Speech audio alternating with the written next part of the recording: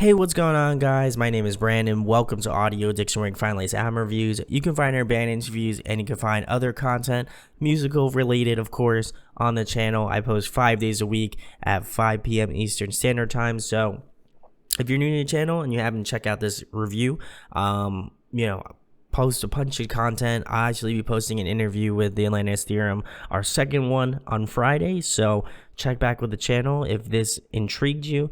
I'm almost positive that the interview will intrigue you even more so. So if you wanted to know more about this record, they're going to be able to tell you about that. But tons more content coming. Hopefully you guys are stoked. And if you enjoyed this, make sure to thumbs up, share it, like, subscribe. It goes a long way. But tonight, we're going to be talking about the Atlantis Theorem's newest record, We Are All. It's my cage, my cell, my pen, living in.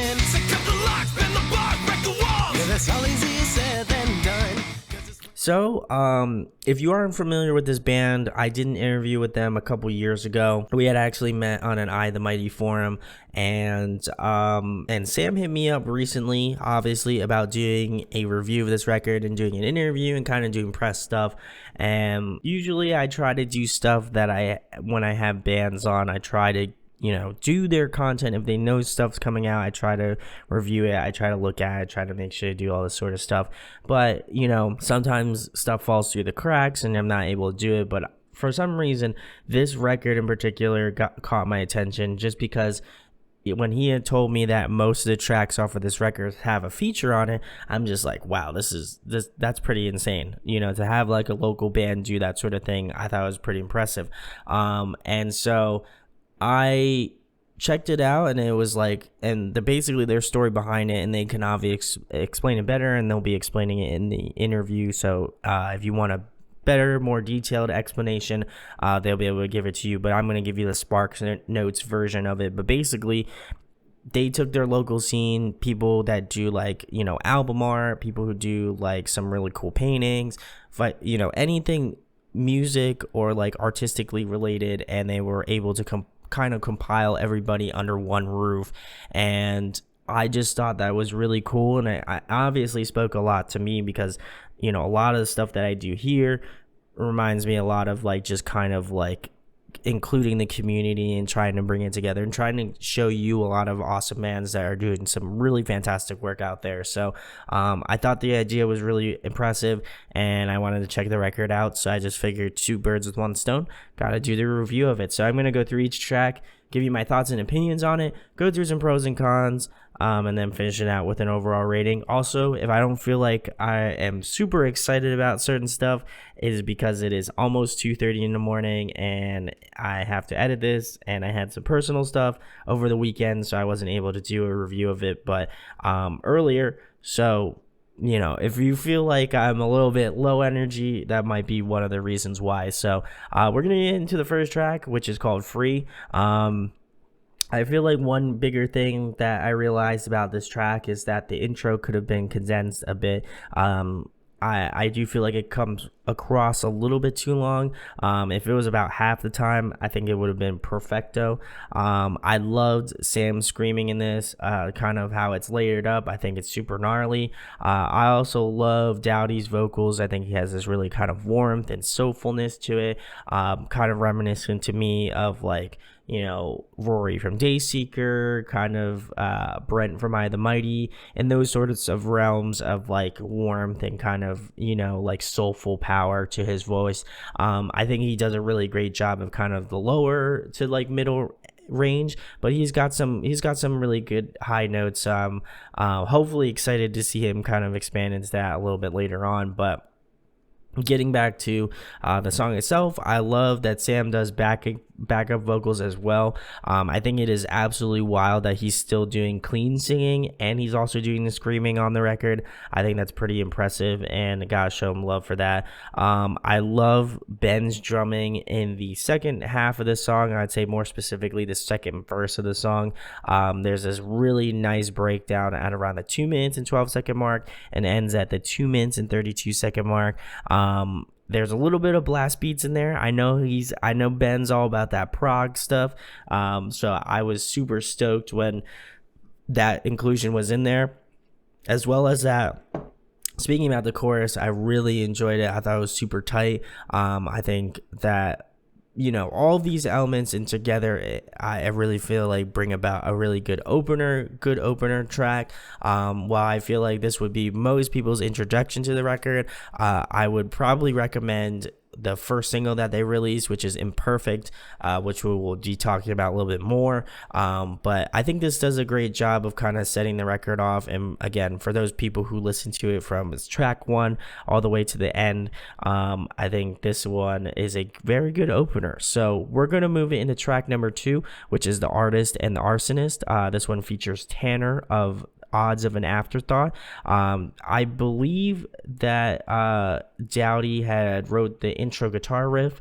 I think since he is the only guitar player currently, and I don't know if they announced that they have another guitar player or not, or if I'm even supposed to announce it, but yeah, they talk about it in the interview, which, again, I already discussed already, which you can check out on Friday when it comes out. But really dig that intro riff. I thought that was really tight. I do believe that Tanner comes in at around the 45-second mark to around the minute mark, and he does some cleans as well. Not entirely sure. There was a lot of homework to be had on this record, and I think they really put me through my paces, because I'm usually pretty methodical about when people come in and kind of do the features, but I'm usually encapsulated to like 2 or 3 tracks where I have to worry about a feature. I have to worry about a feature for like 9 of these songs off of this record, which is kind of nuts. Some a little bit easier than others, but overall I thought this one wasn't really too hard to pick out per se. But I really think the selling point of this track in particular is that they are able to kind of match the energy that Tanner brings in a track like this. Like, he brought a bunch of energy to this song, and I think that since they were able to kind of match him on that level, it just really worked out. And I think it made it one of, definitely a really solid track overall, and one that I thought was a great follow-up to Free. So we're going to move into track number 3, even though I rhymed it with free bars. Anyway, getting back to the track number 3, which is Not Alone, and this one features EXXE. I don't know how to pronunciate that. I'm not even going to try to pronunciate it, because if you're familiar with the channel, your boy doesn't try to do it unless he wants to get made fun of, which I haven't got clowned yet, so I'm not even going to try, because I'm trying not to do that. But getting back to the song itself, I really love Sam and Dowdy's vocals together. I think they are both incredibly talented, clean singers.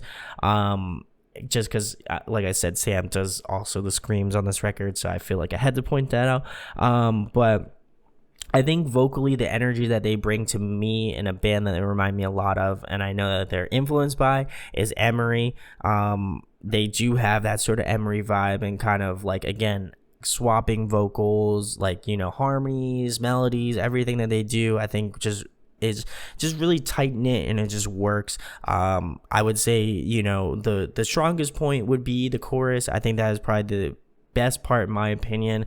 The vocal layers are beautiful, the harmonies are beautiful, and I think it just makes the song just that much tighter. And I think it just really has this really awesome sound to it. I also really enjoy that it's a little bit lighter, it's a little bit poppier. This track has a little bit more of an upbeat feel to it, which is definitely appreciated. And I think to kind of put the cherry on top, I think EXXE comes in at around the 2 minutes and 11-second mark to around the 2 minutes and 43-second mark to really bring up that real high energy, that rap vibe.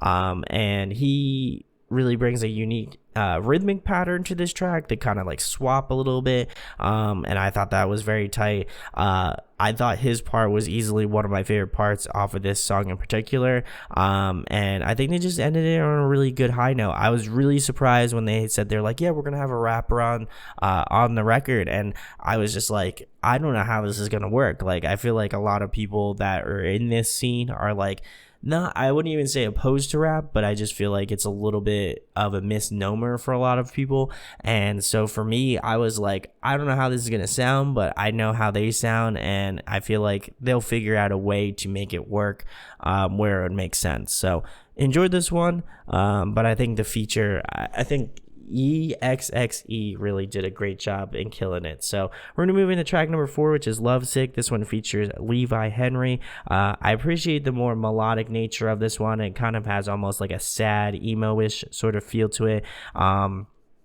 And I also feel like probably the strongest suit of this entire band is the vocals. I know that I had mentioned how much I really love Sam and Dowdy together in terms of vocal prowess, but I think individually they do just such a great job on not only this song but a lot of the songs off this record in general. I also love that there's just kind of little spurts of prog in there as well. I think Ben does a little bit of prog variations going on there as well.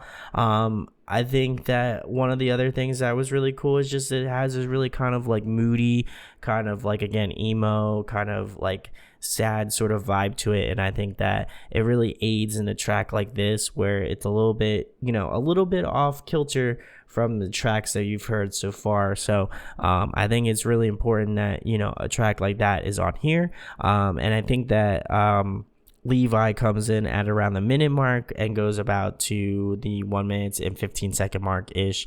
And yeah, overall, enjoyed this song. Nothing too crazy to write home about. So we're moving to track number 5, which is Ghost Marchers. This one features Jason of Lake Avenue.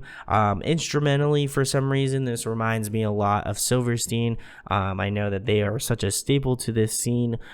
So I feel like this is a mega compliment. Absolutely. I think Silverstein has been killing it. I think they will continue to kill it. And I think that they draw some influence from them in a track like this.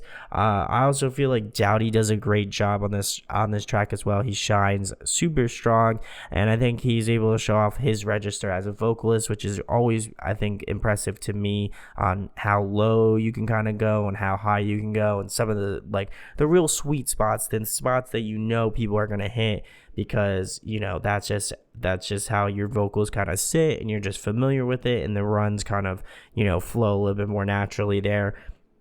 Another really cool thing is Jason's part. I couldn't specifically narrow it down. I know it's probably more so in the latter half of the record, but it's really hard to determine, and I think they put me through my paces. A lot of homework, and I don't even feel like I fully completed it. So but overall, really enjoyed this one. Has a little bit more of a punk kind of feel to it, but overall really enjoyed it. So we're gonna move into track number 6, which is Imperfect, and this one features Kyler of Hailing Andromeda and Gabe of Careful Gaze. I would say that this one to me is their perfect song that they've written, and I think it's great that this was the first single that they had released, because I think it's one of the strongest tracks off the record.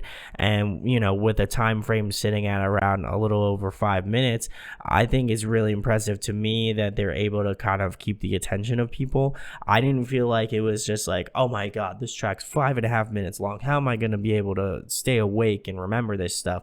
But I think it just really works, and I think if there would be one track that I'd recommend to new listeners, is definitely Imperfect. Go give this one a listen.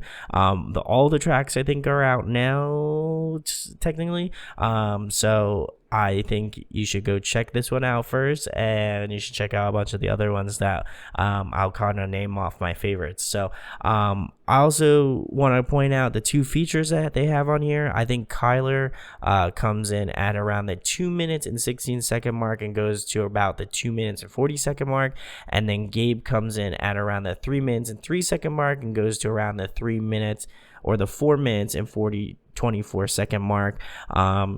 He kind of gets a little bit lost in the mix for me. He comes in at the 3 minutes and 3-second mark and ends at my sort of portion where he's kind of like in the background, ends at around the 3 minutes and 24-second mark. I think for me personally, he gets a little bit lost in that sort of mix that is created there. I think his vocals could have been turned up a little bit more to kind of encapsulate people, but I don't know if it was intentional or not for him to kind of be more so of a back vocal, but I think it still needs to be pulled up a little bit for it to kind of sound a little bit fuller. But the other part that Gabe's in is around the 3 minutes and 25-second mark to the end.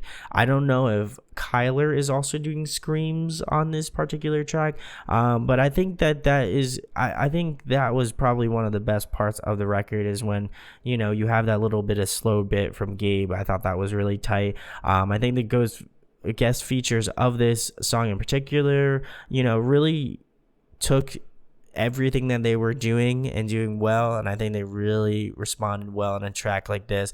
I think they absolutely delivered. It's one of the best tracks off the record, and you can go listen to it right now. So we're gonna move into track number 7.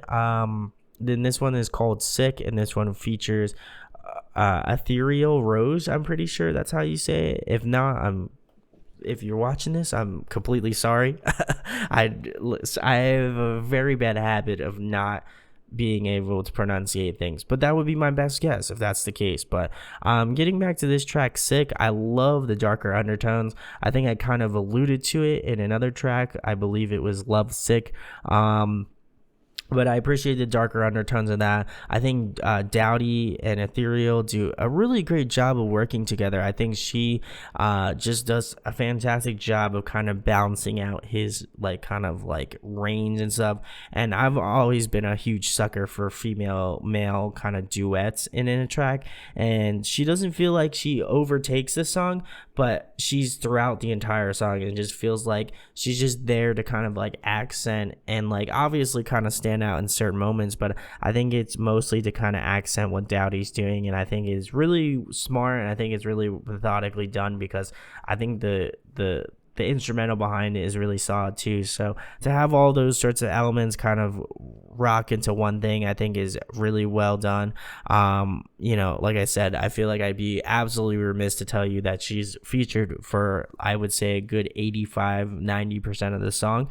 And probably my favorite part is the breakdown, which is around the 2 minutes and 40-second mark to around the 3 minutes and 10-second mark.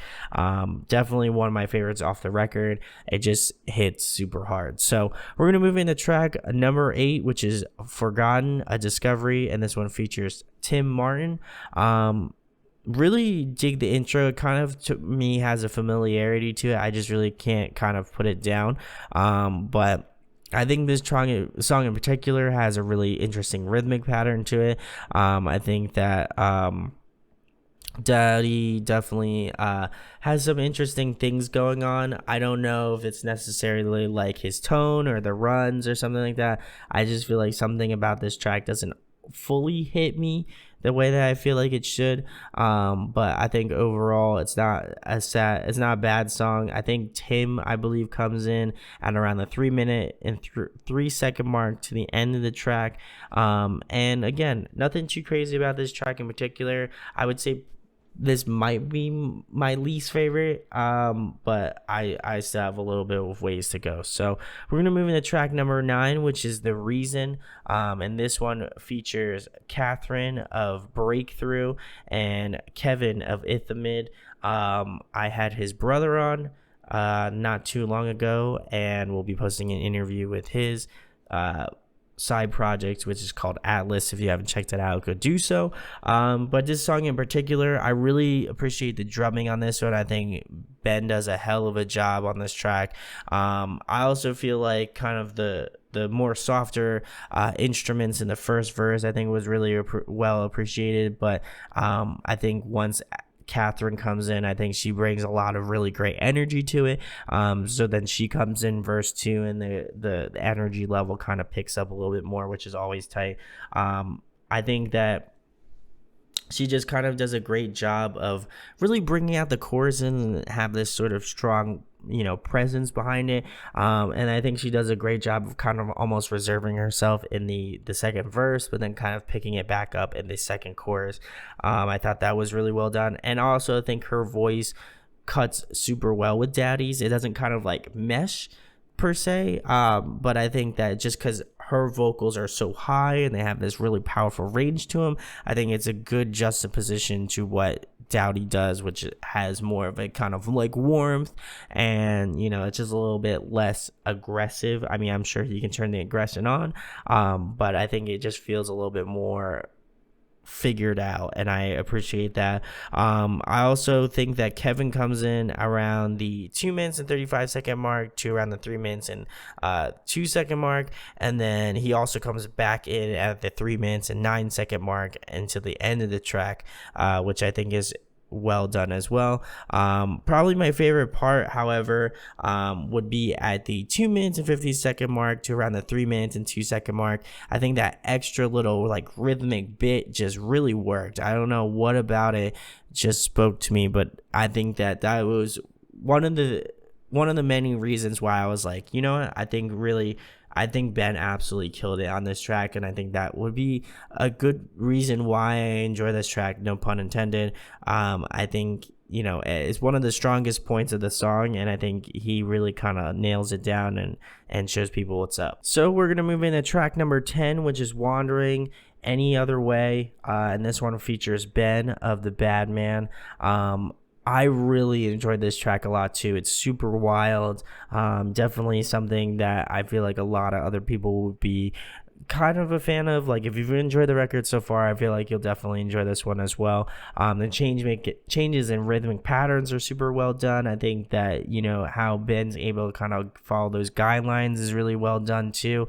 I think vocally at this point, you know, I think it just sounds really on point as well. And then again, on top of that, who doesn't like a good sax solo? I mean, my God, I think that is like, I think Ben did an awesome job of, from the Bad Man, does a great job of doing a nice little sax solo. He comes in at around the 1 minute and 17-second mark to around the 2 minute mark.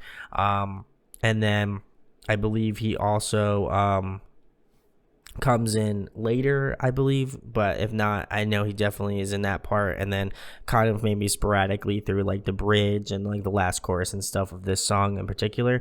But my favorite part is the 1 minute and 40-second mark to around the 2 minute mark. There's this just like little beat, or this cool little pattern that Ben has going on. I think it was really well executed, and it definitely took me by surprise upon first listen. I think that this event kind of has a proper mix of like a little bit of heavy, a little bit of melodicness, and kind of like meets in the middle. So we're going to move into track number 11, which is Holding On. Really appreciated Sam's bass line in this track. I think a lot of his bass lines were really well done, but I think this one is top tier for me. I appreciate this softer, kind of more melodic nature of a lot of these songs, especially at the beginning portion of this one. I think it was nice to kind of like settle it down and kind of build it up slowly again in this track. I think vocally it's layered super well. I think it was super tight, not only by Dowdy but also by Sam as well. And I think that Dowdy has some really fantastic vibrato in a track like this. I think he really brought out a different element, a little bit of a different punch to it, and I thought that was really well done.